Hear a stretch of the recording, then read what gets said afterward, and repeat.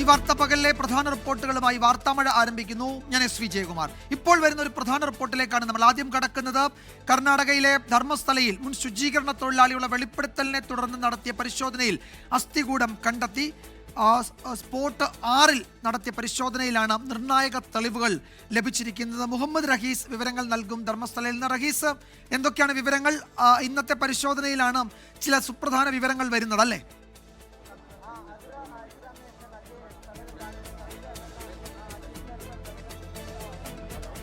വിജയകുമാർ, നേത്രാവതി പുഴയുടെ കരയിലുള്ള 6ാം സ്പോട്ട്, നമ്മളിപ്പോൾ ഈ ദൃശ്യങ്ങളിൽ കാണിക്കുന്ന, ഇപ്പോൾ തെളിവെടുപ്പ് നടന്നുകൊണ്ടിരിക്കുന്ന അല്ലെങ്കിൽ മണ്ണുമാന്തി പരിശോധിക്കുന്ന ഈ സ്പോട്ടിൽ നിന്നാണ് ഇപ്പോൾ അസ്ഥികൂടം ലഭിച്ചിരിക്കുന്നത്. ശുചീകരണ തൊഴിലാളി നടത്തിയ വെളിപ്പെടുത്തലിൽ 3ാം ദിവസത്തെ തെരച്ചിലിൽ ആദ്യ സ്പോട്ടിൽ നിന്നും അദ്ദേഹം പറഞ്ഞതുമായി ബന്ധിപ്പിക്കാൻ കഴിയുന്ന എന്തെങ്കിലും ഒന്ന് കിട്ടിയിരിക്കുന്നു. മാത്രമല്ല, അസ്ഥികൂടം തന്നെ ലഭിച്ചിരിക്കുന്നു. പകുതി അസ്ഥികൂടമാണ് ലഭിച്ചിരിക്കുന്നത് എന്നാണ് നമുക്ക് ഇപ്പോൾ ലഭിക്കുന്ന വിവരം. ഈ സ്പോട്ടിൽ ഇന്ന് രാവിലെ പരിശോധന തുടങ്ങിയത് മുതൽ 2 മണിക്കൂറായി ഇവിടെ തന്നെയാണ് പരിശോധന തുടർന്നുകൊണ്ടിരിക്കുന്നത്. അപ്പോൾ ആ സ്പോട്ടിൽ ഇപ്പോൾ പമ്പ് സെറ്റ് പോലും ഉപയോഗിച്ചുകൊണ്ട് നടത്തിയ ഒരു പരിശോധന, ഇവിടേക്ക് JCB എത്തിക്കൊണ്ടുള്ള പരിശോധന നടത്തിയിരുന്നു. അങ്ങനെ നടത്തിയ ഒരു പരിശോധനയിലാണ് ഇപ്പോൾ മണ്ണിനടിയിൽ നിന്ന് ഒടുവിൽ എന്തെങ്കിലും കണ്ടെത്താൻ കഴിഞ്ഞിരിക്കുന്നത്. മണ്ണിലെ രഹസ്യങ്ങൾ ഓരോന്നായി ധർമ്മസ്ഥലയിൽ നിന്ന് പുറത്തു വരുന്ന കാഴ്ചകൾ, അതിന്റെ തുടക്കമാണ് നമ്മളിപ്പോൾ കാണുന്നത്. സ്പോട്ട് നമ്പർ 6 നടത്തിയ പരിശോധന, ആ പരിശോധനയിലാണ് ഇപ്പോൾ അസ്ഥികൂടത്തിന്റെ പകുതി ഭാഗം കണ്ടെത്താൻ കഴിഞ്ഞിരിക്കുന്നത്. നേരത്തെ ശുചീകരണ തൊഴിലാളി ഉറപ്പിച്ചു പറഞ്ഞിരുന്നു, ആവർത്തിച്ചു പറഞ്ഞിരുന്നു, ഞാൻ ഇവിടെ മൃതദേഹം കുഴിച്ചിട്ടിട്ടുണ്ടോ എന്ന്. അത് സ്ഥിരീകരിക്കുന്ന തരത്തിലേക്കുള്ള പരിശോധനയിൽ ഒരു ഫലം കണ്ടെത്തിയിരിക്കുന്നു. അവിടെ നിന്നും മണ്ണിനടിയിൽ നിന്നും ഇപ്പോൾ ഒരു മൃതദേഹം പുറത്തെടുത്തുകൊണ്ടിരിക്കുകയാണ്. പ്രധാനപ്പെട്ട SIT ഉദ്യോഗസ്ഥരൊക്കെയും സ്ഥലത്തെത്തിയിട്ടുണ്ട്. 6ാം സ്പോട്ടിൽ കഴിഞ്ഞ കുറേ നേരമായിട്ട് നമ്മൾ ഈ ദൃശ്യങ്ങളിലൊക്കെ കാണുന്നത് പോലെ തന്നെ ഉദ്യോഗസ്ഥർ അത് മറച്ചു വെച്ചിരിക്കുകയാണ്. ആ സ്പോട്ട് ഈ കാട് കയറി പുഴയുടെ ഇപ്പുറത്തെ കരയിലായിട്ടാണ് നമ്മൾ ഇപ്പോൾ ഉള്ളത്. അവിടെ നിന്ന് കാണുന്ന ദൃശ്യങ്ങളാണ് ഇപ്പോൾ ഉള്ളത്. അവിടെയുള്ള പരിശോധനയിൽ നിന്നും ഒടുവിൽ ഒരു തുമ്പ് കണ്ടെത്തിയിരിക്കുന്നു. വെറുതെ നടത്തിയ ഒരു മൊഴിയല്ല, അല്ലെങ്കിൽ വെറുതെ വന്ന് പറഞ്ഞ ചില വാക്കുകളല്ല, മറിച്ച് അതിനൊക്കെയും ഒരു സ്ഥിരീകരണം ഉണ്ടാകാൻ പോകുന്നു. ധർമ്മസ്ഥലയിലെ നിഗൂഢതകളിലേക്ക് ആദ്യമായി വെളിച്ചം വീശുന്ന ഒന്ന് മണ്ണിനടിയിൽ നിന്ന് കണ്ടെത്തിയിരിക്കുകയാണ്. അതും വർഷങ്ങൾക്ക് ശേഷം, ഏതാണ്ട് 20 വർഷമൊക്കെയും ആയിട്ടുണ്ടാകും അദ്ദേഹം ഈ കൃത്യം ചെയ്തിട്ട് ഇവിടെ നിന്ന് മടങ്ങിയിട്ട്. അപ്പോൾ ആ തരത്തിൽ അന്ന് മുതലേ തുടങ്ങിയ ഈ കുഴിച്ചിടൽ, അതിൽ നിന്നും ഇപ്പോൾ ഏറ്റവും പ്രധാനപ്പെട്ട ഒന്ന് കണ്ടെത്തിയിരിക്കുകയാണ്. ആ അസ്ഥികളിൽ ഒന്ന് ഇപ്പോൾ പുറത്തെടുത്തിരിക്കുകയാണ്. വളരെ നിർണായകമായിട്ടുള്ള ഒരു അപ്ഡേറ്റ് ആണ് ധർമ്മസ്ഥലയിൽ നിന്നുള്ളത്. ഏറ്റവും പ്രധാനപ്പെട്ട വിവരം, മണ്ണിനടിയിൽ നിന്ന് അസ്ഥികൂടം കണ്ടെത്തിയിരിക്കുന്നു. നേരത്തെ ഇവിടെ പല സ്പോട്ടുകളായി തിരിച്ച് 13 സ്പോട്ടുകൾ അദ്ദേഹം ഇവിടെ മാർക്ക് ചെയ്തിരുന്നു. അതിൽ 6ാം സ്പോട്ടിലൊക്കെ 7ഉം 8ഉം മൃതദേഹങ്ങൾ ഉണ്ട് എന്നാണ് അദ്ദേഹം മൊഴി നൽകിയിരുന്നത്. ആ മൊഴി അനുസരിച്ച് എന്തായാലും ഒരു മൃതദേഹം കണ്ടെത്തിയിരിക്കുന്നു.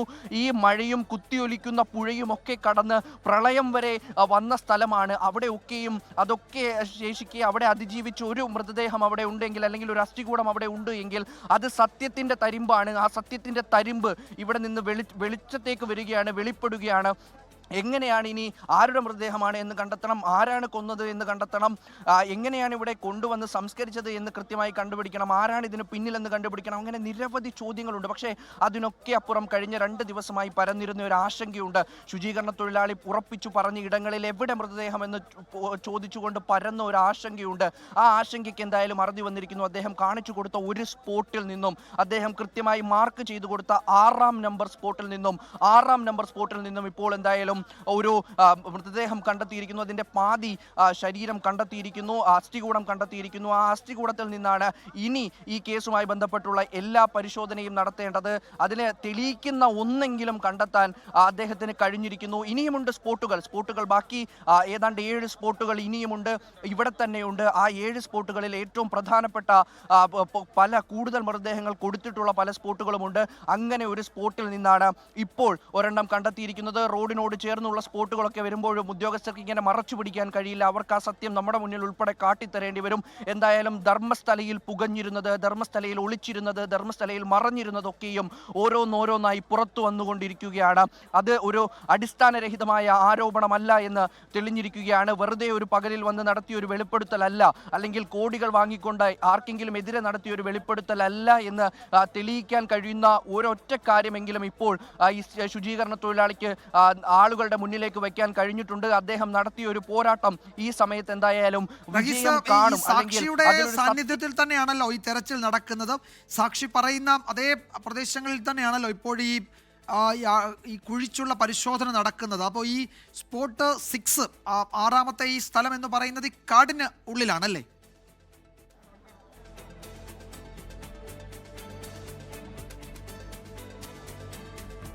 വിജയകുമാർ, ഈ നേത്രാവതി പുഴയോട് ചേർന്നുള്ള പ്രദേശങ്ങളൊക്കെയും കാടാണ്. അതിൻ്റെ ഒരു സൈഡിലാണ് ഇപ്പോൾ പരിശോധന നടത്തുന്നത്. അതായത് ഈ സ്നാനഘട്ടത്തിൽ നിന്നൊന്ന് കറങ്ങി വന്നാൽ ഏതാണ്ട് ഒരു 500 മീറ്റർ പോലും ഇല്ലാത്തൊരു സ്ഥലമാണ്. കാടിനുള്ളിലൂടെ കയറി, അതായത് സ്നാനഘട്ടത്തിലെ കാടിനുള്ളിലൂടെ കയറിയാണ് മൃതദേഹങ്ങൾ ഒക്കെയും മറവ് ചെയ്തിട്ടുള്ളത് എന്ന് അദ്ദേഹം പറഞ്ഞിരുന്നു. ആദ്യം തന്നെ അദ്ദേഹം ഇങ്ങോട്ടാണ് വന്നത്. SIT സംഘവുമായി ഇങ്ങോട്ടെത്തിയിട്ടാണ് 8 പ്രധാനപ്പെട്ട സ്പോട്ടുകൾ മാർക്ക് ചെയ്തു കൊടുത്തത്. ആ 8 പ്രധാനപ്പെട്ട സ്പോട്ടുകൾ അതിനുശേഷം പിന്നീട് 5 സ്പോട്ടുകൾ കൂടി ഇവിടെ പലയിടത്തായി മാർക്ക് ചെയ്തു കൊടുക്കുന്നു. അതിൽ 6ാമത്തെ സ്പോട്ട്, ഇന്നലെ വരെ 5 സ്പോട്ടുകൾ പരിശോധിച്ചിരുന്നു. അതിൽ നിന്നൊന്നും കണ്ടെത്താൻ കഴിയാഞ്ഞപ്പോഴും അദ്ദേഹം ഉറപ്പിച്ചു പറയുന്നുണ്ടായിരുന്നു, ഇവിടുത്തെ പല സ്പോട്ടുകളിലും ഇപ്പോഴും അസ്ഥികൂടം ഉണ്ടായിരിക്കുമെന്ന് തനിക്കുറപ്പുണ്ട്, അസ്ഥിയുണ്ട്, എല്ലുണ്ട് എന്ന് തനിക്കുറപ്പുണ്ട് എന്ന് അദ്ദേഹം പറഞ്ഞിരുന്നു. ആ പറഞ്ഞ ഇടത്തു നിന്നാണ് ഇപ്പോൾ 6ാമത്തെ സ്പോട്ടിൽ നിന്നാണ് ഒരു പാതി അസ്ഥികൂടം ലഭിച്ചിരിക്കുന്നത്. അത് ഇദ്ദേഹം പറഞ്ഞ രീതിയിൽ മാത്രമാണ് SIT സംഘം പ്രവർത്തിച്ചിട്ടുള്ളത്. അതിൽ SIT സംഘത്തിനെ അഭിനന്ദിച്ചേ മതിയാവുള്ളൂ. കാരണം ആദ്യഘട്ടത്തിൽ 3 അടി താഴ്ചയിലാണ് കുഴിച്ചിട്ടതെന്നായിരുന്നു മൊഴി അദ്ദേഹം പറഞ്ഞത്. പക്ഷേ അന്ന് ഏതാണ്ട് 8 അടിയും കഴിഞ്ഞുള്ള ഒരു പരിശോധന, 8 അടി താഴ്ചയിൽ കുഴിച്ച് മണ്ണുമാന്തി യന്ത്രം കൊണ്ടുവന്ന് പമ്പ് സെറ്റ് ഉപയോഗിച്ച് വെള്ളമൊക്കെ നീക്കം ചെയ്ത് അങ്ങനെ നടത്തിയ ഒരു പരിശോധനയാണ്. ഈ കാടിനുള്ളിൽ പ്രതികൂല കാലാവസ്ഥയൊക്കെയും തരണം ചെയ്തുകൊണ്ട് നടത്തിയ ഒരു പരിശോധനയാണ്. ആ പരിശോധനയിൽ ഇപ്പോൾ ഫലം കണ്ടിരിക്കുകയാണ്. അവിടെ നിന്നൊരു അസ്ഥി മണ്ണിനുള്ളിൽ നിന്ന് പുറത്തു വന്ന് സത്യം കണ്ടെത്താൻ എൻ്റെ ഈ അസ്ഥിയെങ്കിലും ഉപയോഗിക്കൂ എന്ന് പറഞ്ഞുകൊണ്ട്, അത്തരത്തിൽ കാട്ടിക്കൊണ്ട് ഒരു അസ്ഥികൂടം അതങ്ങനെ അവിടെ തന്നെ കിടപ്പുണ്ടായിരുന്നു എന്നുള്ളത് സത്യത്തിന്റെ അവശേഷിപ്പാണ് എന്നാണ് ഈ ഘട്ടത്തിൽ കരുതാൻ കഴിയുന്നത്. അങ്ങനെ ഒന്ന് കണ്ടെത്തിയിരിക്കുന്നു. ആ ഫോറൻസിക് സംഘം ഇപ്പോൾ അത് പരിശോധിച്ചു കൊണ്ടിരിക്കുകയാണ്. മുതിർന്ന ഉദ്യോഗസ്ഥരൊക്കെയും എത്തിയിട്ടുണ്ട്. നേരത്തെ ഈ DIG ഈ വിവരം DGPക്ക് കൈമാറിയിട്ടുണ്ട് എന്നുള്ള ഒരു അപ്ഡേറ്റ് കൂടി ഈ ഘട്ടത്തിൽ വരുന്നുണ്ട്.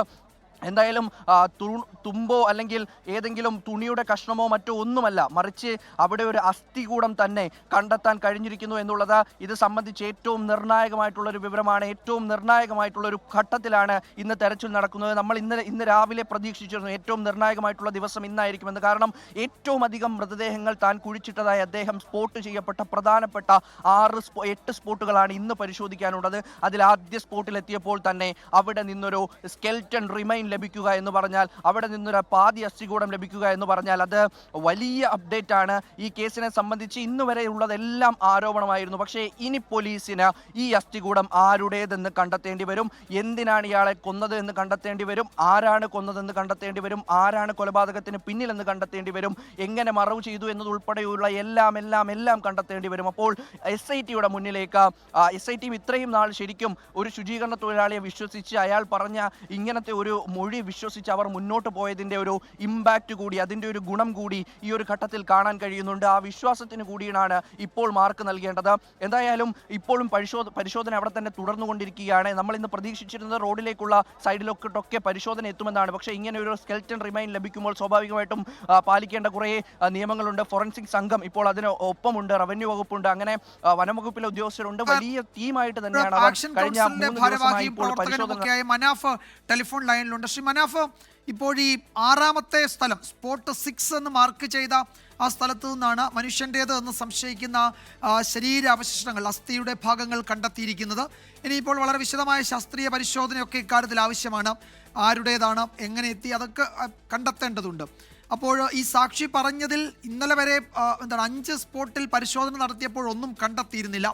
അപ്പോൾ സാക്ഷിയെ അവിശ്വസിക്കേണ്ടി വരും എന്നൊക്കെയുള്ള വിലയിരുത്തലുണ്ടായിരുന്നു. അങ്ങനെയല്ല, ഈ സാക്ഷി പറഞ്ഞതിൽ വിവരങ്ങളുണ്ട് എന്നതിൻ്റെ ഒരു പ്രധാനപ്പെട്ട തെളിവായി ഈ കണ്ടെത്തലിനെ കണക്കാക്കാൻ കഴിയുമോ? തീർച്ചയായിട്ടും നമ്മളെപ്പോലത്തെ ആളുകളൊക്കെ ശുഭപ്രതീക്ഷയിലായിരുന്നു. അതുപോലെ തന്നെ 6ാമത്തതിൽ മാത്രമല്ല, ഇന്നലെയും കണ്ടെത്തിയിട്ടുണ്ട്. പുറത്തുവിടായിട്ടാണ്. ഏതായാലും ഇനി ധൈര്യത്തോട് കൂടിയിട്ട് എല്ലാവർക്കും സംസാരിക്കാം. എല്ലാ മാധ്യമങ്ങളും ഒരു പ്രതിരോധത്തിലായിപ്പോയിന്. പക്ഷെ ഇത്രയും വലിയൊരു റിസ്ക് ഉള്ള ഒരു കേസ് ഭീമ വന്നിട്ട് സ്വന്തം ജീവൻ പണയം വെച്ചിട്ട് പുറത്ത് പറയണമെന്നുണ്ടെങ്കിൽ അതിലൊരു സത്യം ഉണ്ടാവും എന്നുള്ളത് ആർക്കായാലും മനസ്സിലാവും. അല്ല, ഇന്നലെ ഏത് സ്പോട്ടിൽ നിന്നാണ് കണ്ടെത്തിയത്? എന്തുകൊണ്ടാണത് പുറത്തു വരാതിരുന്നത്? ഈ ഇന്നലത്തെ കണ്ടെത്തൽ ഇപ്പോൾ തന്നെ അവിടെ ചെറിയ തോതിൽ ഒരു സംഘർഷ ഒരു ഒരു പശ്ചാത്തലമാണ് ഇപ്പോൾ ഉള്ളത്.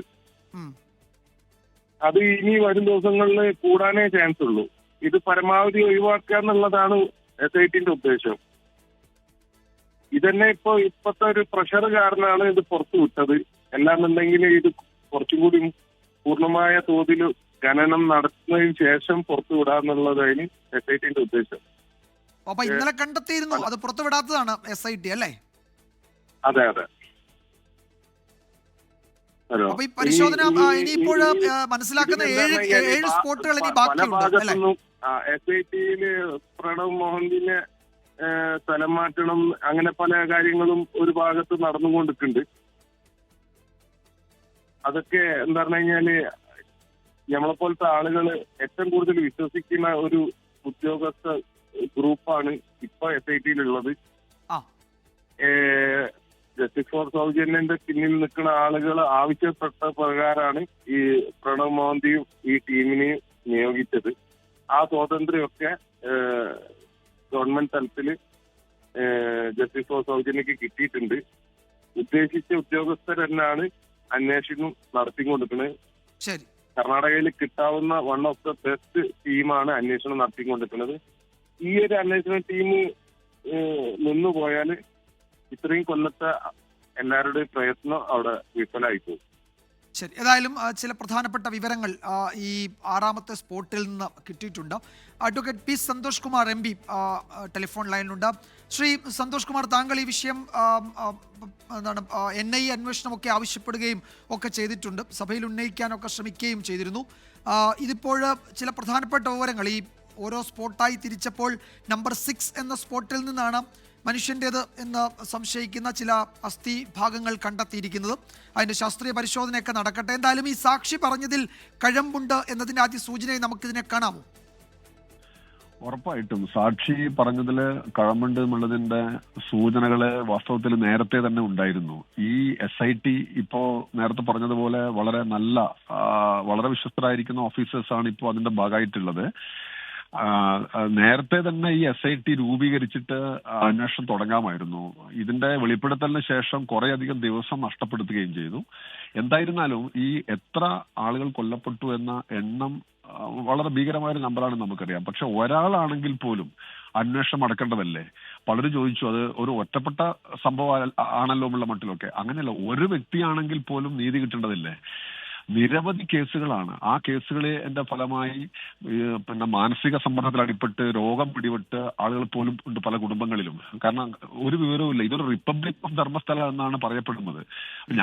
ഞാൻ ഈ വിഷയത്തിനകത്ത് ഇടപെട്ടപ്പോ പൊതുവിൽ കർണാടകത്തിലെ മീഡിയ ഒന്നും നമ്മുടെ മലയാള മീഡിയ എടുത്തതുപോലെ താല്പര്യമൊന്നും എടുത്തിട്ടുണ്ടായിരുന്നില്ല.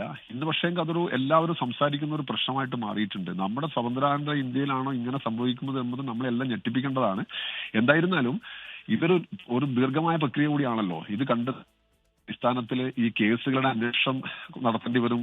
അങ്ങനെ അന്വേഷണത്തിന് ശേഷം ചാർജ് ഷീറ്റ് കൊടുക്കേണ്ടി വരും, എക്യൂഷനെ കണ്ടെത്തുവാൻ കുറേ അധികം കാര്യങ്ങളുണ്ട്. ഇതിന്റെ ഒരു പ്രിലിമിനറി സ്റ്റേജ് മാത്രമാണ്. ഒരു നിമിഷം പോലും വൈകിക്കാതെ ഇത് മുന്നോട്ട് കൊണ്ടുപോകണം. അതിന് നമ്മുടെ എല്ലാവരുടെയും പിന്തുണ വേണം. ഞാൻ ആ കത്ത് കൊടുത്തപ്പോൾ അതിനകത്ത് പറഞ്ഞിരുന്ന ഒരു കാര്യം എന്ന് പറയുന്നത് ഈ ധർമ്മസ്ഥല എന്ന് പറയുന്ന ഒരു വിശ്വാസ കേന്ദ്രത്തെ തകർക്കാനുള്ള ചില ശ്രമമെന്നൊക്കെ ചിലർ ദുർവ്യാഖ്യാനി നേരത്തെയും. അങ്ങനെയല്ലാതെ വിശ്വാസമൊക്കെ അതിന്റെ വഴിക്ക് ഭംഗിയായി നടന്നോട്ടെ. ഞങ്ങളെല്ലാം വിശ്വാസത്തിന് അനുകൂലമാണ്, അതിന് എല്ലാ സ്വാതന്ത്ര്യവും കിട്ടണം. പക്ഷെ ആ സ്ഥലത്തിന്റെ സാങ്ക്ടിറ്റി എന്ന് പറയുന്നത് ഒരു പ്രധാനപ്പെട്ട കാര്യമാണ്. അതുകൊണ്ട് വിശ്വാസികളായിരിക്കുന്നവരും കൂടെ നല്ലതുപോലെ അണിനിരക്കേണ്ട ഒരു കാര്യമാണിത്. വിശ്വാസികളുടെ പേരിൽ ഒരു കൂട്ടം നടത്തുന്ന ഒരു ക്രൂരതയായിട്ടാണ് നമ്മൾ ഇപ്പോൾ ഇതിനെ മനസ്സിലാക്കുന്നത്. എന്തായിരുന്നാലും അന്വേഷണം പുരോഗമിക്കുന്നു എന്ന് പറയുന്നത് സന്തോഷകരമാണ്. ഈ അസ്ഥികൂടങ്ങൾ ഓരോന്ന് കണ്ടെത്തുമ്പോഴും അത് നമ്മളെ ഞെട്ടിപ്പിക്കുന്നതാണല്ലോ. ആമലിൽ അത് ദുഃഖിപ്പിക്കുന്ന ഒരു കാര്യമാണ്. പക്ഷെ അന്വേഷണം എല്ലാ അർത്ഥത്തിലും ഭംഗിയായി പോകട്ടെ. നമ്മൾ എല്ലാവരുടെയും പിന്തുണ അതിനുണ്ടാവണം. ശരി, വളരെ നന്ദി ശ്രീ സന്തോഷ് കുമാർ ഈ ഘട്ടത്തിൽ പ്രതികരിച്ചതിന്. എന്തായാലും ഇതിൽ ചില പ്രധാനപ്പെട്ട സൂചനകളാണ് ഇപ്പോൾ പുറത്തു വരുന്നത്. സ്പോട്ട് 6 എന്ന് മാർക്ക് ചെയ്ത ആ സ്ഥലത്ത് നടത്തിയ പരിശോധനയിലാണ് അസ്ഥികൂടം ലഭിച്ചിരിക്കുന്നത്. ശാസ്ത്രീയ പരിശോധനകളൊക്കെ നടത്തി അതിൽ കൂടുതൽ ഉറപ്പിക്കൽ, ഒരു സ്ഥിരീകരണം വരുത്തേണ്ടതുണ്ട്. അതിലേക്ക് അന്വേഷണ സംഘം കടക്കുകയാണ്. മുഹമ്മദ് റഹീസാണ് വിവരങ്ങൾ നൽകിയത്. ജാമ്യത്തിനായി ഹൈക്കോടതിയെ സമീപിക്കാൻ ഛത്തീസ്ഗഡിൽ അറസ്റ്റിലായ മലയാളി കന്യാസ്ത്രീകൾ NIA കോടതിയെ സമീപിച്ചാൽ സമയം നഷ്ടമാകും എന്നാണ് വിലയിരുത്തൽ. അതിനിടെ അറസ്റ്റിനെ ന്യായീകരിച്ച് വീണ്ടും ഛത്തീസ്ഗഡ് മുഖ്യമന്ത്രി വിഷ്ണുദേവ് സായ് രംഗത്തെത്തി. വിഷയം ചർച്ച ചെയ്യണമെന്ന UDF LDF അംഗങ്ങളുടെ ആവശ്യം രാജ്യസഭാ ഉപാധ്യക്ഷൻ തള്ളി. UDF MPമാർ ഇന്നും കേന്ദ്ര ആഭ്യന്തരമന്ത്രിയുമായി കൂടിക്കാഴ്ച നടത്തും. മനുഷ്യക്കടത്ത് വകുപ്പ് ചുമത്തിയതിനാൽ NIA കോടതിയെ സമീപിക്കാനായിരുന്നു ദുർഗ് സെഷൻസ് കോടതി നിർദ്ദേശം. നിയമ നടപടികൾ സങ്കീർണമാകുമെന്നതിനാൽ ഹൈക്കോടതിയെ സമീപിക്കാനാണ് തീരുമാനം. ഡൽഹിയിൽ നിന്നും അഭിഭാഷകനെത്തും. എങ്കിലും ഛത്തീസ്ഗഡിലെ മുതിർന്ന അഭിഭാഷകൻ വഴിയാകും ജാമ്യാപേക്ഷ സമർപ്പിക്കുക. അതിനിടെ പോലീസ് ചെയ്യുന്നത് അവരുടെ ജോലിയാണെന്ന് മലയാളി കന്യാസ്ത്രീകൾക്കെതിരായ നടപടികളെ വീണ്ടും ന്യായീകരിച്ച് ഛത്തീസ്ഗഡ് മുഖ്യമന്ത്രി മാധ്യമങ്ങൾക്ക് മുന്നിൽ. पुलिस अपना काम कर रही है और कल कांग्रेस का एक डेलीगेशन आया हुआ था, उसमें माननीय सांसदगण, विधायकगण और संगठन के लोग भी थे और उनसे हमारी मुलाकात हुई. CBCI സംഘം ദുർഗ് സെൻട്രൽ ജയിലിലെത്തി. CBCIയുടെ വിമൻ കൗൺസിൽ സെക്രട്ടറി ആശാ പോളിന്റെ നേതൃത്വത്തിലുള്ള സംഘമാണ് ജയിലിലെത്തിയത്. സിസ്റ്റേഴ്സ് ഇപ്പോൾ ആരോഗ്യപരമായിട്ടും ഒക്കെ ഓക്കെ, ഇവിടുത്തെ ട്രീറ്റ്മെന്റ് ഒക്കെ okay, but at the same time പുറത്തു വരാൻ ആഗ്രഹം. ജയിലിൽ മികച്ച പരിഗണന അല്ലെങ്കിൽ അത്തരത്തിലുള്ള എല്ലാം ജയിലിൽ വളരെ നന്നായിട്ട് തന്നെ കെയർ ചെയ്യുന്നുണ്ടെന്ന് പറഞ്ഞു. തുടക്കത്തിൽ അങ്ങനെയായിരുന്നു, അത് പിന്നീട് എന്തെങ്കിലും തുടക്കം തുടങ്ങി കുഴപ്പമില്ല എന്ന് പറഞ്ഞു. കോൺഗ്രസ് നേതൃത്വത്തിന്റെ നിർദ്ദേശത്തെ തുടർന്ന് മുൻ മുഖ്യമന്ത്രി ഭൂപേഷ് ബാഗൽ അടക്കമുള്ള സംസ്ഥാന നേതാക്കളും ജയിലിലെത്തി. राष्ट्रीय नेताओं की गाली गलौज पर कांग्रेस के नेताओं की गिरफ्तारी होती है तो भारतीय जनता पार्टी के नेताओं की भी गिरफ्तारी होनी चाहिए, क्योंकि वो और अभद्र भाषा में बात करते हैं. ജയിലിൽ കന്യാസ്ത്രീകൾക്ക് വേണ്ട സൗകര്യങ്ങൾ ഒരുക്കണമെന്ന് അധികൃതരോട് നേതാക്കൾ ആവശ്യപ്പെട്ടു. കന്യാസ്ത്രീമാരുടെ കുടുംബാംഗങ്ങളും MLA-മാരായ റോജി M. ജോൺ, സജീവ് ജോസഫ്, BJPയുടെ സംസ്ഥാന ജനറൽ സെക്രട്ടറി അനൂപ് ആന്റണിയും ഛത്തീസ്ഗഡിൽ തുടരുകയാണ്. കന്യാസ്ത്രീകളുടെ സന്യാസ സമൂഹമായ അസിസി സിസ്റ്റേഴ്സ് ഓഫ് മേരി ഇമ്മാക്കുലേറ്റിന്റെ മദർ സുപ്പീരിയർ ഇസബൽ ഫ്രാൻസിസ് ഛത്തീസ്ഗഡിലേക്ക് തിരിച്ചു. കേരള ഘടകം BJPയുടെ സമ്മർദ്ദങ്ങളൊന്നും ഛത്തീസ്ഗഡിൽ ഫലം കാണുന്നില്ലെന്നാണ് പ്രോസിക്യൂഷൻ സെഷൻസ് കോടതിയിലെടുത്ത നിലപാടിൽ നിന്ന് വ്യക്തമാകുന്നത്. ഹൈക്കോടതിയിലും പ്രോസിക്യൂഷൻ എന്ത് നിലപാടെടുക്കുമെന്നാണ് ഇനി കണ്ടറിയേണ്ടത്. ദുർഗ് സെൻട്രൽ ജയിലിൽ നിന്നും ജിജീന്ദ്രനൊപ്പം അജീഷ് ജയകുമാർ, 24. അതേസമയം കന്യാസ്ത്രീകളുടെ അറസ്റ്റിൽ കത്തോലിക്ക സഭ പരസ്യ പ്രതിഷേധത്തിന് ഇറങ്ങിയതോടെ അനുനയ ശ്രമവുമായി BJP നേതൃത്വം. സീറോ മലബാർ സഭ ആസ്ഥാനത്തെത്തി സഭാ നേതാക്കളുമായി BJP സംസ്ഥാന അധ്യക്ഷൻ രാജീവ് ചന്ദ്രശേഖർ ചർച്ച നടത്തും. അതേസമയം വിഷയത്തിൽ BJP സംസ്ഥാന ഘടകത്തിന്റെ നിലപാട് തള്ളുകയാണ് വിശ്വ ഹിന്ദു പരിഷത്ത്.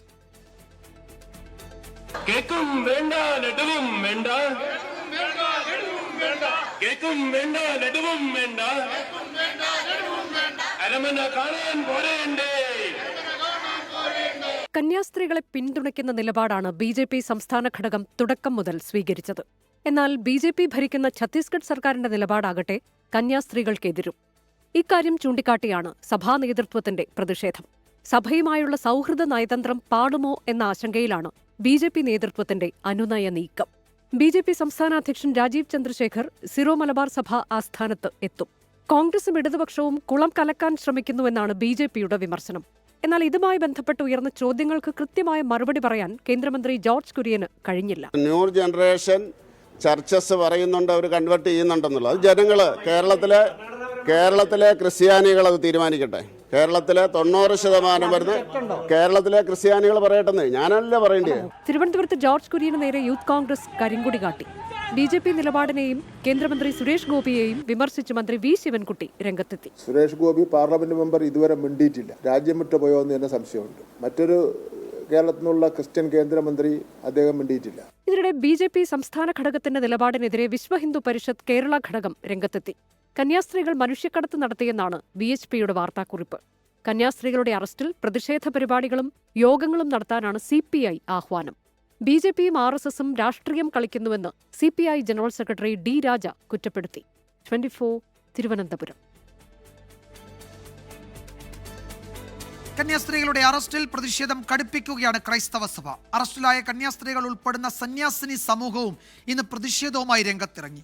കന്യാസ്ത്രീകൾക്കെതിരായ നടപടിക്ക് പിന്നിൽ പ്രത്യേക അജണ്ട എന്ന് ഫരീദാബാദ് അതിരൂപത അധ്യക്ഷൻ ആർച്ച് ബിഷപ്പ് കുര്യാക്കോസ് ഭരണികുളങ്ങര ആരോപിച്ചു.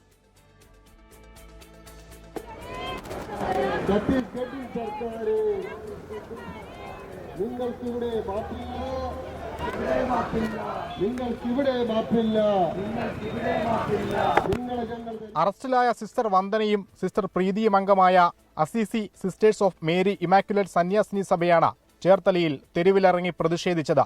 ശക്തമായ മഴയെയും അവഗണിച്ച തിരുവസ്ത്രമണിഞ്ഞ നൂറുകണക്കിന് കന്യാസ്ത്രീകൾ പ്രതിഷേധത്തിന്റെ ഭാഗമായി. അവരെ ഇങ്ങോട്ട് കിട്ടണം, എൻ്റെ പിള്ളേരെ ഇങ്ങോട്ട് കിട്ടണം. പക്ഷെ അതൊന്നും ശരിയല്ല. എനിക്കറിയാം, എൻ്റെ പിള്ളേരാണ്, എനിക്കറിയാം. അറസ്റ്റിന് പിന്നിൽ പ്രത്യേക അജണ്ടയെന്ന ഫരീദാബാദ് അതിരൂപതാധ്യക്ഷൻ ആർച്ച് ബിഷപ്പ് മാർ കുര്യാക്കോസ് ഭരണിക്കുളങ്ങര 24-നോട്. ഈ അറസ്റ്റിലാക്കപ്പെട്ട സിസ്റ്റേഴ്സിന് ജാമ്യം നിഷേധിച്ചു എന്നുള്ളത് വളരെ സങ്കടകരമായിട്ടുള്ളൊരു കാര്യമാണ്. ഇവരെന്തോ രഹസ്യ ലക്ഷ്യത്തോടു കൂടിയിട്ട് ഒരു ഹിഡൻ അജണ്ട ഇതിൻ്റെ പുറകിലുണ്ട് എന്നാണ് എനിക്ക് സംശയം. BJPക്കെതിരെ കത്തോലിക്ക സഭ മുഖപത്രം ദീപികയിൽ രൂക്ഷ വിമർശനം. BJP ക്രൈസ്തവ വേട്ടയ്ക്ക് നൽകുന്ന പിന്തുണ ഭരണഘടനാ വിരുദ്ധമാണെന്നും കേരളത്തിലെ BJP നേതാക്കൾ ന്യായീകരിക്കാൻ തുനിയരുതെന്നും മുഖപ്രസംഗത്തിൽ പറയുന്നു. മലങ്കര കത്തോലിക്ക തിരുവല്ല അതിരൂപതയുടെ നേതൃത്വത്തിൽ ഉപവാസ നിരാഹാര പ്രാർത്ഥനാ യജ്ഞവും നടത്തി. വിവിധ ബ്യൂറോകൾക്കൊപ്പം 24 ആലപ്പുഴ. അറസ്റ്റിലായ കന്യാസ്ത്രീകൾക്ക് പിന്തുണ പ്രഖ്യാപിച്ച ഓർത്തഡോക്സ് സഭ. സഭാ ആസ്ഥാനമായ കോട്ടയം ദേവലോകത്ത് സഭാധ്യക്ഷൻ മാർത്തോമാ മാത്യൂസ് തൃതീയൻ കാതോലിക്ക ബാവയുടെ നേതൃത്വത്തിലായിരുന്നു പ്രതിഷേധം. മതസ്വാതന്ത്ര്യം ഭരണഘടന ഉറപ്പു തരുന്നുണ്ടെന്നും കന്യാസ്ത്രീകളെ അധിക്ഷേപിച്ചവർക്കെതിരെ നടപടി വേണമെന്നും അദ്ദേഹം ആവശ്യപ്പെട്ടു. ഇന്ത്യൻ കോൺസ്റ്റിറ്റ്യൂഷൻ 25-ാം വകുപ്പ് അനുസരിച്ച് ഏത് മതത്തിൽ വിശ്വസിക്കുന്നതിനും മത ആചാരങ്ങൾ നിർവഹിക്കുന്നതിനും മതം പ്രചരിപ്പിക്കുന്നതിനും ഉള്ള സ്വാതന്ത്ര്യത്തിന് നേരെയുള്ള കടന്നുകയറ്റമാണിത്. ഈ വ്യക്തി സ്വാതന്ത്ര്യം ഭൂരിപക്ഷമെന്നോ ന്യൂനപക്ഷമെന്നോ ഇല്ല, ഇന്ത്യയിലെ ഏത് പൗരനും അവകാശപ്പെട്ടതാണ്. ആ പൗര അവകാശത്തിൻ്റെ മേൽ നടത്തിയതായ കയ്യേറ്റം, നിയമം കയ്യിലെടുത്ത് നടത്തിയതായ അക്രമികളായ ആളുകളെ നിയമത്തിന് മുമ്പിൽ കൊണ്ടുവന്ന് മാതൃകാപരമായ ശിക്ഷ നടത്തണം എന്നുള്ളതാണ് ഇന്ത്യ ഗവൺമെൻറ്റിനോട് മലങ്കര ഓർത്തഡോക്സ് സുറിയാനി സഭയ്ക്ക് അഭ്യർത്ഥിക്കാനായിട്ടുള്ളത്. രാജ്യത്തെ ഞെട്ടിച്ച മഹാരാഷ്ട്രയിലെ മലേഗാവ് സ്ഫോടനക്കേസിൽ 7 പ്രതികളെയും വെറുതെ വിട്ട് പ്രത്യേക NIA കോടതി. BJP നേതാവും മുൻ MPയുമായ പ്രഗ്യാ സിംഗ് ഠാക്കൂർ, ലഫ്റ്റനന്റ് കേണൽ പ്രസാദ് പുരോഹിത് ഉൾപ്പെടെയുള്ളവരെയാണ് കുറ്റവിമുക്തരാക്കിയത്. പ്രതികൾക്കെതിരെ തെളിവ് ഹാജരാക്കാൻ അന്വേഷണ സംഘത്തിന് കഴിഞ്ഞില്ല എന്ന് മുംബൈയിലെ പ്രത്യേക NIA കോടതി നിരീക്ഷിച്ചു. 2008 സെപ്റ്റംബർ 29-ന് നാസിക്കിനടുത്ത് മലേഗാവിലുണ്ടായ സ്ഫോടനത്തിൽ 6 പേർ കൊല്ലപ്പെടുകയും 100-ലേറെ പേർക്ക് പരിക്കേൽക്കുകയും ചെയ്ത കേസിലാണ് നിർണായക വിധി. പൊട്ടിത്തെറിച്ചത് ഒരു LML ഫ്രീഡം മോട്ടോർ സൈക്കിളിൽ സ്ഥാപിച്ച ബോംബ് എന്നതായിരുന്നു കണ്ടെത്തൽ. ബൈക്കിന്റെ ഉടമയെന്ന പേരിലാണ് പ്രഗ്യാ സിംഗ് ഠാക്കൂർ ആദ്യ പ്രതിയാവുന്നത്. ബോംബ് എത്തിച്ചു നൽകിയതിന് സൈന്യത്തിലെ ലഫ്റ്റനന്റ് കേണൽ പ്രസാദ് പുരോഹിത്തിനെയും അറസ്റ്റ് ചെയ്തു. കേസിലാകെ 7 പ്രതികൾ. ആദ്യം മഹാരാഷ്ട്ര ATSഉം പിന്നാലെ NIAയും അന്വേഷിച്ച കേസിൽ ഒടുവിൽ വിധി വന്നപ്പോൾ എല്ലാ ആരോപണവും ആവിയായി. ബോംബ് പൊട്ടിയത് ബൈക്കിലാണെന്ന് പോലും ശാസ്ത്രീയമായി തെളിയിക്കാനായില്ലെന്ന് കോടതി കണ്ടെത്തി. RDX എത്തിച്ചതിനോ ബോംബ് നിർമ്മിച്ചതിനോ ലഫ്റ്റനന്റ് കേണൽ പ്രസാദ് പുരോഹിത്തിനെതിരെ തെളിവില്ല. ആരാണ് ബൈക്ക് എത്തിച്ചതെന്നോ ബൈക്കിന്റെ ഉടമസ്ഥ പ്രഗ്യാ സിംഗ് ആണോ എന്ന് പോലും സംശയാതീതമായി തെളിയിക്കാനായില്ല. ബൈക്കിന്റെ ചേസി നമ്പർ മായ്ച്ചു കളഞ്ഞിരുന്നു. എഞ്ചിൻ നമ്പറും വ്യക്തമല്ല. പ്രഗ്യാ സിംഗ് ഠാക്കൂർ 2 വർഷം മുമ്പ് സന്യാസി ജീവിതം സ്വീകരിച്ചതും കോടതി ചൂണ്ടിക്കാട്ടി. ചുരുക്കത്തിൽ കേസിൽ പ്രാഥമികമായുള്ള വിവരങ്ങൾ പോലും സ്ഥിരീകരിക്കുന്നതിനുള്ള തെളിവില്ലെന്നാണ് കോടതിയുടെ നിരീക്ഷണം. ഇതോടെയാണ് എല്ലാവരെയും വെറുതെ വിട്ടത്. കോടതി വിധി കേട്ട് കണ്ണീരണിഞ്ഞ പ്രഗ്യാ സിംഗ് ഠാക്കൂർ ഇത് ഹിന്ദുത്വത്തിന്റെ വിജയം എന്ന് പ്രതികരിച്ചു. സ്ഫോടനത്തിൽ കൊല്ലപ്പെട്ടവരുടെ ബന്ധുക്കൾക്ക് 2 ലക്ഷം രൂപയും കോടതി ഇന്ന് സഹായധനം നൽകാൻ ഉത്തരവിട്ടു. ഹിന്ദു മുസ്ലിം ഭിന്നതയുണ്ടാക്കാനായി നടത്തിയ സ്ഫോടനം എന്നതായിരുന്നു അന്വേഷണ ഏജൻസികളുടെ കണ്ടെത്തൽ. ഇന്ത്യൻ രാഷ്ട്രീയ മണ്ഡലത്തിൽ ഹിന്ദുത്വ ഭീകരവാദം എന്നൊരു വാക്ക് ഉയർന്നു വരുന്നത് പോലും മലേഗാവ് സ്ഫോടനത്തിന് ശേഷമാണ്. കേസ് കോടതിയിൽ അപ്പാടെ പരാജയപ്പെട്ടു പോകുമ്പോൾ സ്ഫോടനത്തിന്റെ ഉത്തരവാദികൾ പിന്നെ ആരാണ്? മുംബൈയിൽ നിന്നും ശ്രീനാഥ് ചന്ദ്രൻ, 24. 2008-ലെ മലേഗാവ് സ്ഫോടനക്കേസിൽ 17 വർഷത്തിന് ശേഷമാണ് വിധി വരുന്നത്. കേസിന്റെ നാൾ വഴിയിലേക്ക്. നാസിക്കിലെ മലേഗാവിൽ 2008 സെപ്റ്റംബർ 29-ന് രാത്രിയാണ് സ്ഫോടനമുണ്ടായത്. ബൈക്കിൽ കെട്ടിവെച്ച ബോംബ് പൊട്ടിത്തെറിച്ച് 6 പേർ കൊല്ലപ്പെട്ടു. 100-ലധികം പേർക്ക് പരിക്കേറ്റു. ആദ്യം കേസ് അന്വേഷിച്ച ഹേമന്ത് കർക്കറുടെ നേതൃത്വത്തിലുള്ള മഹാരാഷ്ട്ര ഭീകരവിരുദ്ധ സ്ക്വാഡ് 11 പേരെ അറസ്റ്റ് ചെയ്തു. ഭോപ്പാലിൽ നിന്നുള്ള മുൻ പാർലമെന്റ് അംഗമായ പ്രഗ്യാ സിംഗ് ഠാക്കൂർ, സൈനിക ഇന്റലിജൻസ് ഉദ്യോഗസ്ഥനായിരുന്ന lieutenant colonel Prasad Purohit, retired major Ramesh Upadhyay, Ajay Rahirkar, Sudhakar Dwivedi, Sudhakar Chaturvedi, Sameer Kulkarni എന്നിവരാണ് കേസിലെ പ്രധാന പ്രതികൾ. സ്ഫോടനത്തിനുപയോഗിച്ച മോട്ടോർ സൈക്കിൾ പ്രഗ്യാ സിംഗ് ഠാക്കൂറിന്റെ പേരിലാണ് രജിസ്റ്റർ ചെയ്തിരുന്നത്. ഗൂഢാലോചനയിൽ പങ്കാളിയായെന്നാണ് ATS കണ്ടെത്തൽ. ലഫ്റ്റനന്റ് കേണൽ പുരോഹിത് സ്ഫോടക വസ്തുക്കൾ ക്രമീകരിക്കാൻ സഹായിച്ചതായും ആക്രമണങ്ങൾ ആസൂത്രണം ചെയ്ത യോഗത്തിൽ പങ്കെടുത്തതായും ATS കണ്ടെത്തി. എന്നാൽ ഇരുവരും കുറ്റം നിഷേധിച്ചു. 2011-ൽ കേസ് ദേശീയ അന്വേഷണ ഏജൻസിക്ക് കൈമാറി. 2018-ൽ വിചാരണ തുടങ്ങി. വിചാരണയ്ക്കിടെ കോടതി 323 പ്രോസിക്യൂഷൻ സാക്ഷികളെയും 8 പ്രതിഭാഗം സാക്ഷികളെയും വിസ്തരിച്ചു. കേസിലെ അന്തിമവാദങ്ങൾ ഇക്കഴിഞ്ഞ ഏപ്രിൽ മാസത്തിൽ അവസാനിച്ചു. Research desk 24. റാപ്പർ വേടൻ എന്ന ഹിരൺദാസ് മുരളിക്കെതിരെ ബലാത്സംഗ കേസ്. യുവ ഡോക്ടർ നൽകിയ പരാതിയിലാണ് എറണാകുളം തൃക്കാക്കര പോലീസ് കേസെടുത്തത്. അന്വേഷണം പ്രാഥമിക ഘട്ടത്തിലെന്ന് city police commissioner Putta Vimaladitya പറഞ്ഞു. മുൻകൂർ ജാമ്യാപേക്ഷയുമായി ഹൈക്കോടതിയെ സമീപിക്കാനാണ് വേടന്റെ തീരുമാനം. കഞ്ചാവ് കേസിനും പുലിപ്പല്ലി കേസിനും പിന്നാലെ വേടൻ കുടുങ്ങിയത് ബലാത്സംഗ കേസിൽ. 2021 മുതൽ 23 വരെ വിവാഹ വാഗ്ദാനം നൽകി പീഡിപ്പിച്ചു എന്നാണ് യുവ ഡോക്ടറുടെ പരാതി. കോഴിക്കോടും കൊച്ചിയിലും വെച്ചായിരുന്നു പീഡനം. തന്റെ പക്കൽ നിന്ന് പണം വാങ്ങിയതായും യുവതി നൽകിയ പരാതിയിൽ പറയുന്നുണ്ട്. വേടനും പരാതിക്കാരിയും തമ്മിൽ സാമ്പത്തിക ഇടപാടുകൾ നടത്തിയതിന്റെ തെളിവുകൾ പോലീസിന് ലഭിച്ചിട്ടുണ്ട്. വേടനെ ചോദ്യം ചെയ്യാൻ വിളിപ്പിച്ചിട്ടില്ലെന്നും കമ്മീഷണർ പുട്ട വിമലാദിത്യ. അപ്പോൾ ഈ കേസിൽ നമ്മൾ കേസ് രജിസ്റ്റർ ചെയ്തിട്ടുണ്ട്. അന്വേഷണം പ്രാഥമിക സ്ഥിതിയിലാണ്. സോ ഇതിന്റെ എല്ലാ രീതിയിലുള്ള നിയമ നടപടികൾ നമ്മൾ എടുക്കും. കുറച്ച് സാമ്പത്തികമായിട്ടുള്ള ട്രാൻസാക്ഷൻസ് ഉണ്ട് എന്ന കാര്യങ്ങൾ കൂടെ കംപ്ലൈന്റിലുണ്ട്. അപ്പോൾ ഈ കാര്യങ്ങൾ കുറച്ച് പേർക്ക് അറിയുമെന്ന് അവർ പറയുന്നുണ്ട്. നമ്മളതൊക്കെ വെരിഫൈ ചെയ്യും. ഇപ്പൊ പരാതി തന്നത് ഒരു യുവതിയാണ്. കൊച്ചി, കോഴിക്കോട് ജില്ലകളിൽ പോലീസ് പരിശോധന നടത്തും. അതേസമയം മുൻകൂർ ജാമ്യവുമായി ഹൈക്കോടതിയെ സമീപിക്കാനാണ് വേടന്റെ നീക്കം. വേട്ടയാടരുതെന്നും വാർത്ത പുറത്തുവന്നതിന് പിന്നാലെ കടുത്ത മാനസിക ബുദ്ധിമുട്ട് നേരിടുന്നതായും പരാതിക്കാരിയുടെ അഭിഭാഷകയും അറിയിച്ചു. 24 കൊച്ചി. താരസംഘടന അമ്മയിലെ ഭാരവാഹി തെരഞ്ഞെടുപ്പിൽ നിന്ന് നടൻ ജഗദീഷ് പിന്മാറി. പ്രസിഡന്റ് സ്ഥാനത്തേക്ക് ശ്വേത മേനോനും ദേവനും തമ്മിലായിരിക്കും മത്സരം. ആരോപണ വിധേയർ മത്സരിക്കുന്നതിനെതിരെ വിമർശനം ശക്തമായതോടെ ജനറൽ സെക്രട്ടറി സ്ഥാനത്തേക്കുള്ള മത്സരത്തിൽ നിന്ന് നടൻ ബാബുരാജ് പിന്മാറിയേക്കും. താരസംഘടന അമ്മയുടെ തിരഞ്ഞെടുപ്പിന് ദിവസങ്ങൾ മാത്രം ബാക്കി നിൽക്കെയാണ് നാടകീയ രംഗങ്ങൾ അരങ്ങേറുന്നത്. പ്രസിഡന്റ് സ്ഥാനത്തേക്കുള്ള മത്സരത്തിൽ നിന്ന് ജഗദീഷ് പിന്മാറിയതോടെ ഇനി ശ്വേതാ മേനോനും ദേവനും തമ്മിലായിരിക്കും നേരിട്ടുള്ള മത്സരം. പ്രസിഡന്റ് സ്ഥാനത്തേക്ക് പത്രിക നൽകിയ ജയൻ ചേർത്തല, രവീന്ദ്രൻ എന്നിവർ നേരത്തെ തന്നെ പിന്മാറിയിരുന്നു. അതേസമയം ആരോപണ വിധേയർ മത്സരിക്കുന്നതിനെതിരെ വിമർശനമുയർന്ന സാഹചര്യത്തിൽ ജനറൽ സെക്രട്ടറി സ്ഥാനത്തേക്കുള്ള മത്സരത്തിൽ നിന്ന് നടൻ ബാബുരാജ് പിന്മാറിയേക്കുമെന്നാണ് സൂചന. മോഹൻലാലുമായും മമ്മൂട്ടിയുമായും ആലോചിച്ച ശേഷമാണ് താരത്തിന്റെ തീരുമാനമെന്നും സൂചനകളുണ്ട്. വൈസ് പ്രസിഡന്റ് സ്ഥാനത്തേക്ക് ജയൻ ചേർത്തല, നവ്യ നായർ, നാസർ ലത്തീഫ്, ലക്ഷ്മിപ്രിയ എന്നിവരും ജോയിന്റ് സെക്രട്ടറി സ്ഥാനത്തേക്ക് അൻസിബ ഹസനും മത്സരിക്കുന്നുണ്ട്. വൈസ് പ്രസിഡന്റ് സ്ഥാനത്തേക്ക് 2 പേരെയാണ് തിരഞ്ഞെടുക്കേണ്ടത്. ഇന്ന് വൈകുന്നേരം 4 മണിയോടെ അന്തിമ മത്സര ചിത്രം തെളിയും. 24 കൊച്ചി. നേരത്തെ നമ്മൾ സൂചിപ്പിച്ച വേടനെതിരെ പരാതി നൽകിയ പരാതിക്കാരി അതിരൂക്ഷമായ സൈബർ ആക്രമണം നേരിടുന്നു എന്ന് അവരുടെ അഭിഭാഷക ഇപ്പോൾ പറയുകയാണ്. വീട്ടിൽ അതിക്രമിച്ചു കയറുന്നു പലരും. പരാതിക്കാരി വലിയ മാനസിക സമ്മർദ്ദത്തിലൂടെ കടന്നു പോവുകയാണ്. സംരക്ഷണം തേടി അവർ ഉടനെ കോടതിയെ സമീപിക്കും എന്നാണ് ഈ പരാതിക്കാരിയുടെ അഭിഭാഷക ഇപ്പോൾ അഡ്വക്കേറ്റ് വിമല അവരിപ്പോൾ മാധ്യമങ്ങളോട് പറയുന്നത്. ഈ വ്യക്തിപരമായി നേരിട്ട ദുരനുഭവം മാത്രമാണ് ഇത്തരം ഒരു പരാതി ഉന്നയിക്കാൻ കാരണം. അവരുടെ സ്വകാര്യതയെ മാനിക്കണം എന്നൊക്കെ ഈ അഭിഭാഷക പറയുന്നുണ്ട്. വേടൻ്റെ പാട്ടിനോ രാഷ്ട്രീയത്തിനോ ഒന്നും എതിരെയല്ല ഈ പരാതി. ഈ പരാതിക്കാരി നേരിട്ട ദുരനുഭവം അതിൽ നീതി ലഭ്യമാക്കണം എന്നാവശ്യപ്പെട്ടാണ് ഇപ്പോൾ ഒരു പരാതി നൽകിയത്. അതിൽ കോടതിയെ സമീപിക്കാൻ ഒരുങ്ങുന്നു എന്ന് അവരുടെ അഭിഭാഷക ഇപ്പോൾ സൂചിപ്പിക്കുക. മറ്റു റിപ്പോർട്ടുകളിലേക്ക്. സ്കൂളുകളിൽ മധ്യവേനൽ അവധി ഇനി മഴക്കാല അവധിയാക്കണമോ എന്ന ചർച്ചയ്ക്ക് തുടക്കമിട്ട് വിദ്യാഭ്യാസ മന്ത്രി വി ശിവൻകുട്ടി. ഏപ്രിൽ മെയ് മാസത്തെ അവധിക്ക് പകരം മൺസൂൺ കാലമായ ജൂൺ ജൂലൈ മാസത്തിൽ അവധി നൽകിയാലോ എന്നാണ് മന്ത്രിയുടെ ചോദ്യം. തൻ്റേത് അഭിപ്രായം മാത്രമാണെന്നും ചർച്ചകൾക്ക് ശേഷമേ നടപ്പാക്കൂ എന്നും മന്ത്രി പറഞ്ഞു. സ്കൂൾ അവധിക്കാലം നിലവിൽ ഏപ്രിൽ മെയ് മാസങ്ങളിലാണ്. ശേഷം ജൂൺ മാസത്തിൽ സ്കൂൾ തുറന്നാലും കനത്ത മഴയെ തുടർന്ന് വിദ്യാർത്ഥികൾക്ക് തുടർച്ചയായി അവധി നൽകേണ്ട സാഹചര്യമാണ് നിലവിൽ. ഇതിന് പരിഹാരമായാണ് അവധിക്കാലം ജൂൺ ജൂലൈ മാസത്തേക്ക് മാറ്റിയാലോ എന്ന് ചിന്തിച്ചത്. വിദ്യാഭ്യാസ മന്ത്രിയുടെ ഈ ചിന്ത പൊതുജന അഭിപ്രായത്തിനായി മുന്നോട്ട് വെച്ചു. തന്റെ അഭിപ്രായം മാത്രമാണിതെന്നും വിവാദമാക്കരുതെന്നും മന്ത്രി വി ശിവൻകുട്ടി. ഇതൊരു എൻ്റെ വ്യക്തിപരമായ അഭിപ്രായമാണ്.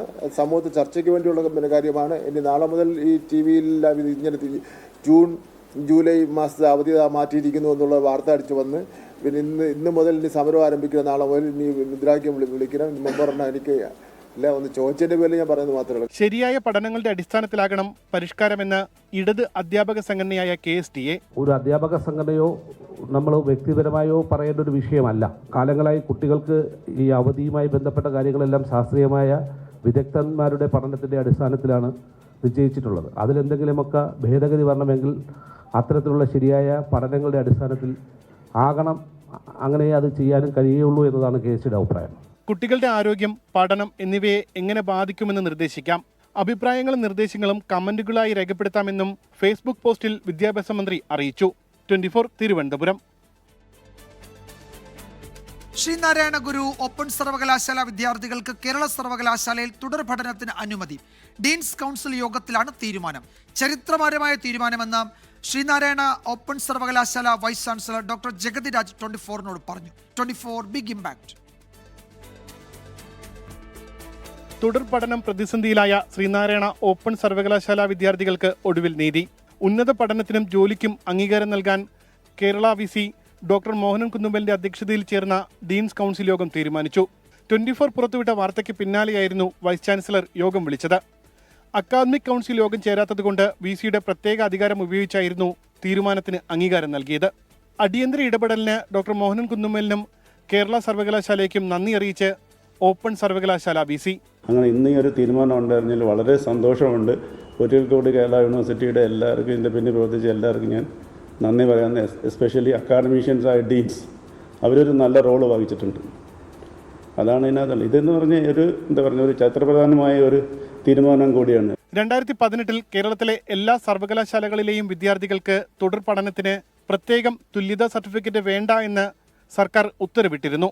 എന്നാൽ ഇതിൽ ഓപ്പൺ സർവകലാശാല എന്ന പരാമർശമില്ല എന്ന് ചൂണ്ടിക്കാട്ടിയായിരുന്നു വിദ്യാർത്ഥികൾക്ക് ആദ്യം അനുമതി നിഷേധിച്ചത്. ശ്രീനാരായണ ഗുരു ഓപ്പൺ സർവകലാശാലയിൽ പഠിച്ച നിരവധി വിദ്യാർത്ഥികളുടെ ഭാവി കൂടിയാണ് ഇതോടെ സുരക്ഷിതമായിരിക്കുന്നത്. ഒപ്പം ശ്രീനാരായണ ഓപ്പൺ സർവകലാശാലയുടെ വിശ്വാസ്യതയും ഊട്ടിയുറപ്പിക്കാൻ കഴിഞ്ഞു. ഉമേഷ് ബാലകൃഷ്ണൻ, 24 തിരുവനന്തപുരം.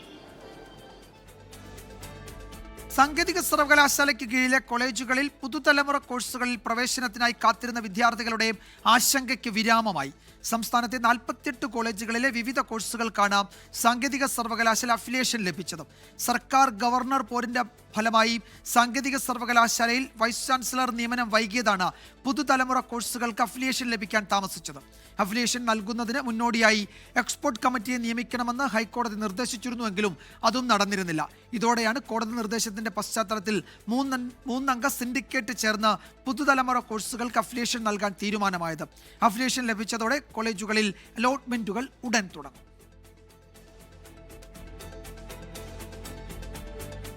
സാങ്കേതിക ഡിജിറ്റൽ സർവകലാശാലകളിലെ താൽക്കാലിക വൈസ് ചാൻസലർമാരെ തുടരാൻ അനുവദിച്ച് ഗവർണർ ഇന്ന് വിജ്ഞാപനം പുറപ്പെടുവിക്കും. വിജ്ഞാപനം ഇറക്കാൻ ഗവർണർ രാജ്ഭവൻ സെക്രട്ടേറിയറ്റിനോട് നിർദ്ദേശം നൽകിയിട്ടുണ്ട്. സാങ്കേതിക സർവകലാശാല വൈസ് ചാൻസലറായി ഡോക്ടർ കെ ശിവപ്രസാദും ഡിജിറ്റൽ സർവകലാശാല വൈസ് ചാൻസലറായി ഡോക്ടർ സിസ തോമസും തുടരും. 2 VCമാരും 6 മാസം പൂർത്തിയായതിനാൽ പുനർനിയമനം നൽകിയുള്ള വിജ്ഞാപനത്തിനും സാധ്യതയുണ്ട്. ഇപ്പോൾ വരുന്ന ഒരു പ്രധാന റിപ്പോർട്ട്. കർണാടകയിലെ ധർമ്മസ്ഥലയിൽ കണ്ടെത്തിയ അസ്ഥികൂടം മനുഷ്യൻ്റേത് തന്നെ എന്ന് സ്ഥിരീകരിച്ചു. പുരുഷന്റെ അസ്ഥികൂടം എന്നാണ് പ്രാഥമിക വിവരം. മുഹമ്മദ് റഹീസ് ഒരിക്കൽ കൂടി ധർമ്മസ്ഥലയിൽ നിന്ന് ചേരുന്നുണ്ട്. റഹീസ്, എന്തൊക്കെ പുതിയ വിവരങ്ങൾ ഈ ഘട്ടത്തിൽ ലഭ്യമാണ്? ശാസ്ത്രീയ പരിശോധനകളുടെ പ്രാഥമിക വിവരങ്ങളാണോ ഇപ്പോൾ പുറത്തു വരുന്നത്?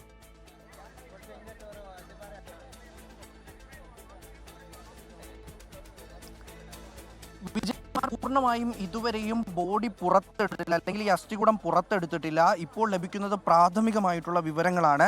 പ്രാഥമിക പരിശോധനയിൽ ലഭിച്ച വിവരം അനുസരിച്ച് ഈ അസ്ഥികൂടം മനുഷ്യൻ്റേതാണ് എന്ന് സ്ഥിരീകരിച്ചിട്ടുണ്ട്. ഒപ്പം തന്നെ ഇത് പുരുഷന്റെ അസ്ഥികൂടമാകാനാണ് സാധ്യത എന്നുകൂടി പറയപ്പെടുന്നുണ്ട്. അങ്ങനെയാണ് എന്നുണ്ടെങ്കിൽ ശുചീകരണ തൊഴിലാളി നേരത്തെ മൊഴി നൽകിയതനുസരിച്ച് ഇവിടെ പുരുഷന്മാരെയും സ്ത്രീകളെയും താൻ കുഴിച്ചു മൂടിയിട്ടുണ്ട്, മൃതദേഹം മറവ് ചെയ്തിട്ടുണ്ട് എന്നുള്ള വിവരമാണ് അദ്ദേഹം നൽകിയിരുന്നത്. അത് ഏതാണ്ട് ഒരു പുരുഷന്റെ മൃതദേഹമാണ് ഇപ്പോൾ, അല്ലെങ്കിൽ അസ്ഥികൂടമാണ് ഇപ്പോൾ ലഭിച്ചത് എന്നുള്ള തരത്തിലേക്ക് കാര്യങ്ങൾ നീങ്ങുന്നു.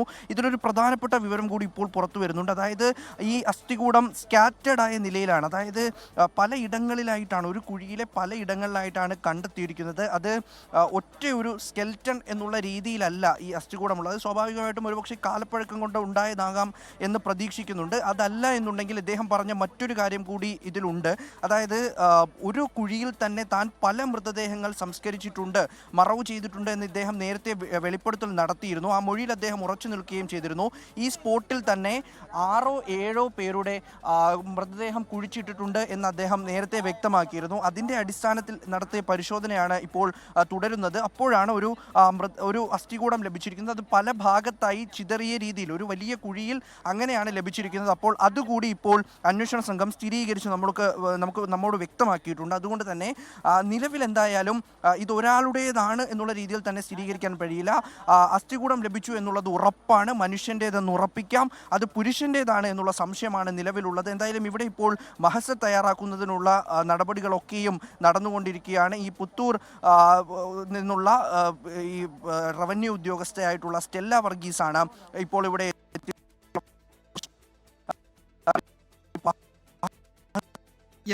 കർണാടകയിലെ ധർമ്മസ്ഥലയിൽ അവിടെ നിന്ന് അല്പസമയം മുമ്പ് ഈ സ്പോട്ട് 6 എന്ന് പറയുന്ന മാർക്ക് ചെയ്ത ഭാഗത്തു നിന്ന് കണ്ടെത്തിയ അസ്ഥികൂടം മനുഷ്യൻ്റേത് തന്നെ എന്നാണ് സ്ഥിരീകരിച്ചിരിക്കുന്നത്. അതൊരു പുരുഷൻ്റെ അസ്ഥികൂടമാകാനാണ് സാധ്യത എന്ന പ്രാഥമിക വിലയിരുത്തൽ അവിടെ ഈ തെരച്ചിലിന് നേതൃത്വം നൽകുന്ന പോലീസിനെയും ഫോറൻസിക് വിഭാഗത്തിലെയും ഉദ്യോഗസ്ഥർക്കുണ്ട്. അതിൻ്റെ വിശദമായ പരിശോധന നടക്കുകയാണ്. മുഹമ്മദ് റഹീസ് അവിടെ നിന്ന് തുടരുന്നുണ്ട്. റഹീസ്, ഈ പറയുന്നത് ഒരു മനുഷ്യൻ്റെ ഒരാളുടെ തന്നെ ആകണമെന്നില്ല. ഒരു കുഴിയിൽ ഒന്നിലധികം ആളുകളെ താൻ മറവ് ചെയ്തിട്ടുണ്ടെന്ന് ഈ സാക്ഷിയും വെളിപ്പെടുത്തിയിരുന്നു. അങ്ങനെയും സംഭവിക്കാം എന്ന് പോലീസ് കരുതുന്നുണ്ടല്ലേ?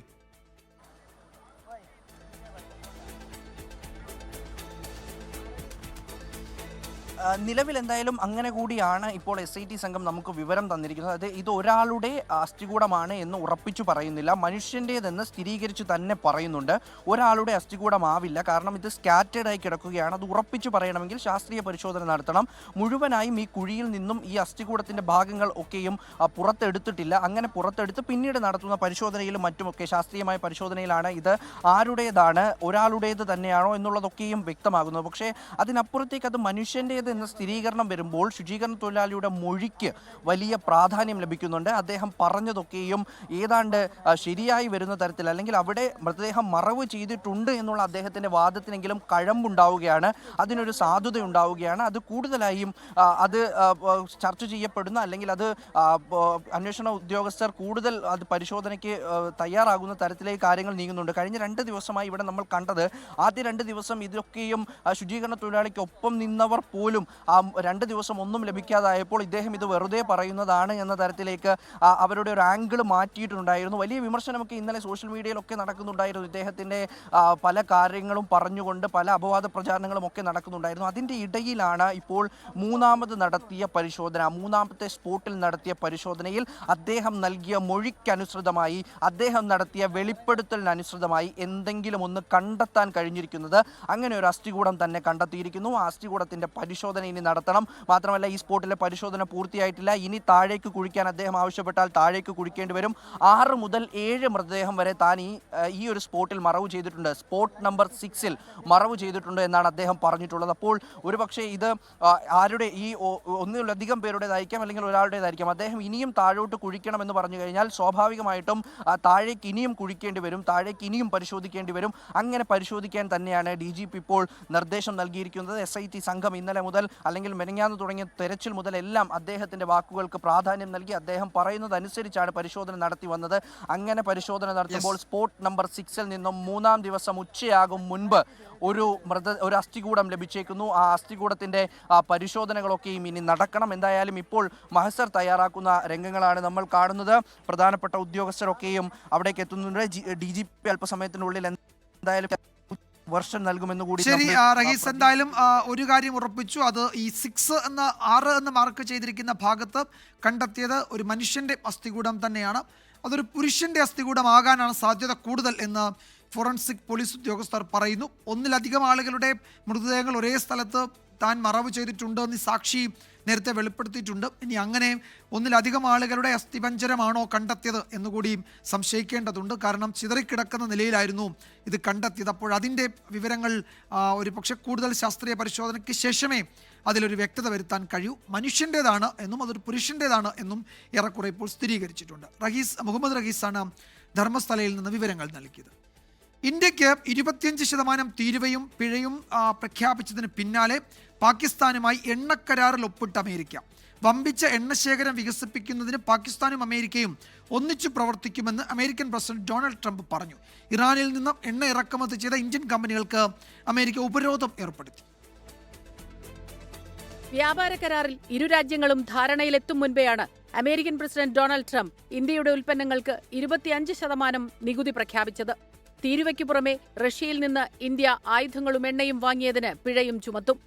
ഇന്ത്യ സുഹൃത്താണ്, എന്നാൽ ഏറ്റവും ഉയർന്ന തീരുവയാണ് ഉൽപ്പന്നങ്ങൾക്കുമേൽ ചുമത്തുന്നത്. India was the highest, or just about the highest tariff nation in the world, and one of the highest, 100 points, 150 points or percentages. So India was one of the highest in the world. They had won 175%, and higher than that. റഷ്യയും ഇന്ത്യയും തമ്മിലുള്ള വ്യാപാര ഇടപാടുകൾ അമേരിക്കയുടെ വിഷയമല്ല.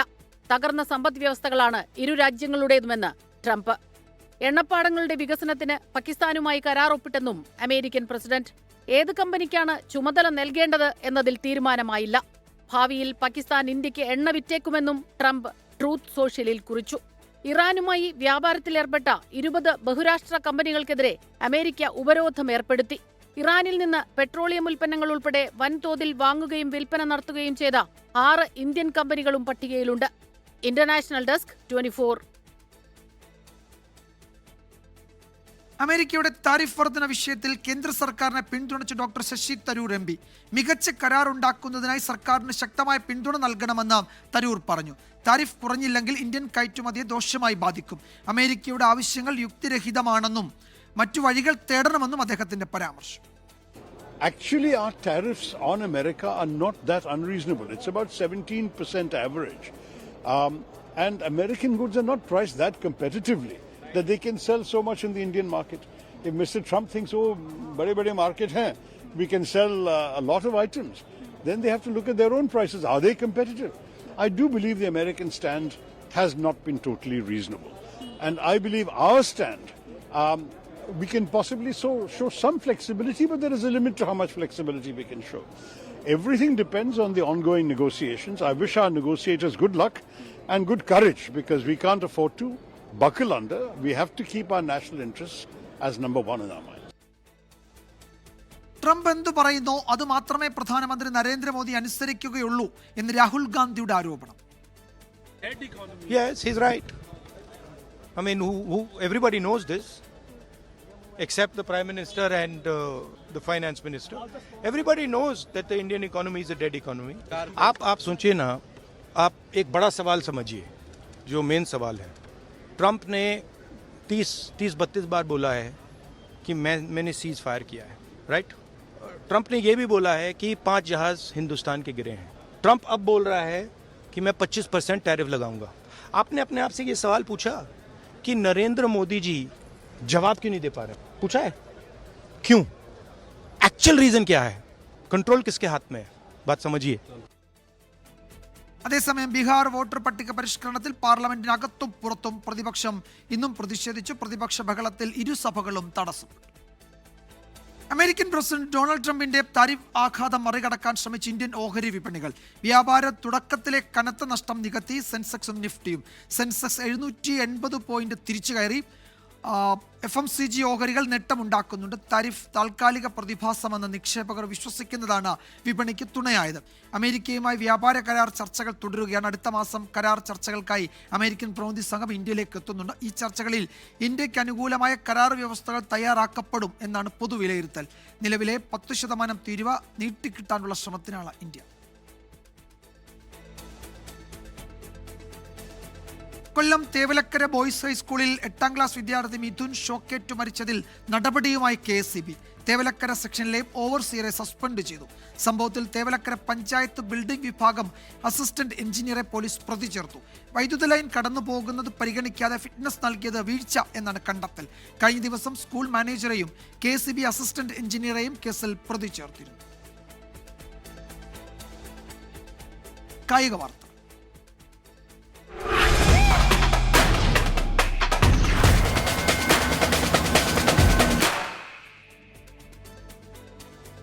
India England 5ാം ടെസ്റ്റിന് ഇന്ന് തുടക്കം. ഇന്ത്യൻ സമയം 3:30 മുതൽ ഓവലിലാണ് മത്സരം. പരമ്പര സമനിലയിലാക്കാൻ ഇന്ത്യക്ക് ജയം അനിവാര്യമാണ്. മാഞ്ചസ്റ്ററിൽ ടീം ഇന്ത്യ പൊരുതി നേടിയത് ജയത്തോളം പോന്ന സമനില. പക്ഷെ ഓവലിൽ സമനില പോലും തോൽവിക്ക് തുല്യമാകും. പരമ്പര കൈവിടാതിരിക്കാൻ ജയിക്കുകയല്ലാതെ രക്ഷയില്ല. 4 മത്സരങ്ങൾ അവസാനിച്ചപ്പോൾ പരമ്പരയിൽ 1-2 പിന്നിലാണ് ശുഭ്മാൻ ഗില്ലും സംഘവും. ലീഡ്സിലും ലോർഡ്സിലും തോറ്റപ്പോൾ എഡ്ജ്ബാസ്റ്റണിൽ മാത്രം ആശ്വാസം. മാഞ്ചസ്റ്ററിൽ ബാറ്റർമാരുടെ വൻ ചെറുത്തുനിൽപ്പിൽ സമനില പൊരുതി നേടുകയും ചെയ്തു.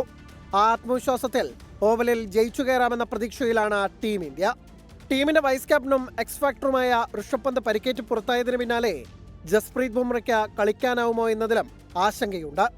അതേസമയം പരമ്പര പിടിക്കാനിറങ്ങുന്ന ഇംഗ്ലണ്ട് നായകൻ ബെൻ സ്റ്റോക്സും ജോഫ്ര ആർച്ചറുമില്ലാതെയാണ് കളത്തിലെത്തുക. ചുമലിലെ പരുക്കാണ് സ്റ്റോക്സിന് തിരിച്ചടിയായതെങ്കിൽ ആഷസ് മുന്നിൽ കണ്ട ആർച്ചർക്ക് വിശ്രമം നൽകുകയായിരുന്നു. Sports desk 24. റിപ്പോർട്ടോടെ വാർത്താമഴ അവസാനിക്കുന്നു.